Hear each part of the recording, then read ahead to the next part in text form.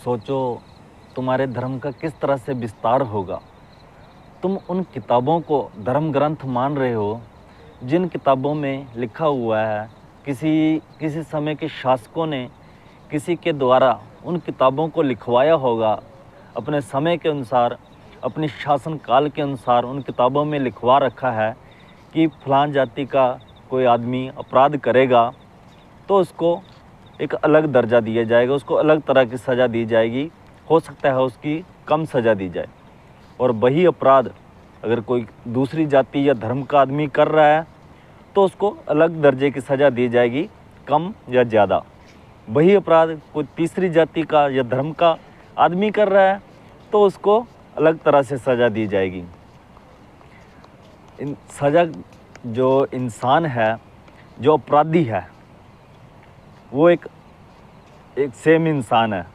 इंसान ही अपराध कर रहा है और जिसका शोषण हुआ है, जिसके साथ अपराध हुआ है, उसकी अलग जाति या धर्म है।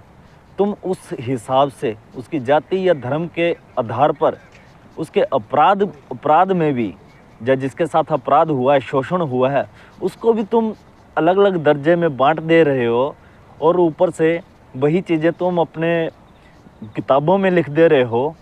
और आगे आने वाली पीढ़ी जो कुपोषित दिमाग की जातियां हैं, ये समझ लो कि वो जाति या धर्म अपने आप को बहुत ऊंचा या महान कह रहे हैं। अपराध करके, एक घटिया किसी के साथ अपराध कर अपने आप को बहुत महान घोषित कर रहे हैं।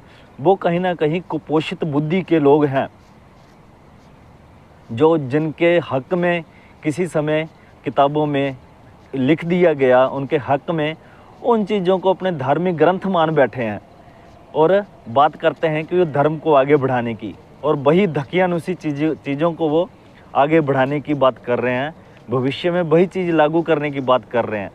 लेकिन खुद ही कोई भी इंसान अगर इंसानी बुद्धि से सोचेगा तो वही चीज़ें उसको धकियानुसी लगेंगी।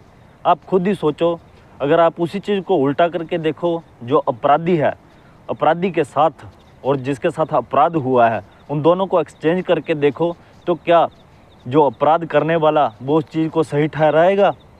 नहीं ठहराएगा। लेकिन वही जो उनको लगता है कि उनका धर्म महान है, उनका जो काम उन्होंने किया वो महान है, तो वहीं पर वो गलत हैं। इस चीज़ को बुद्धि से सोचना चाहिए।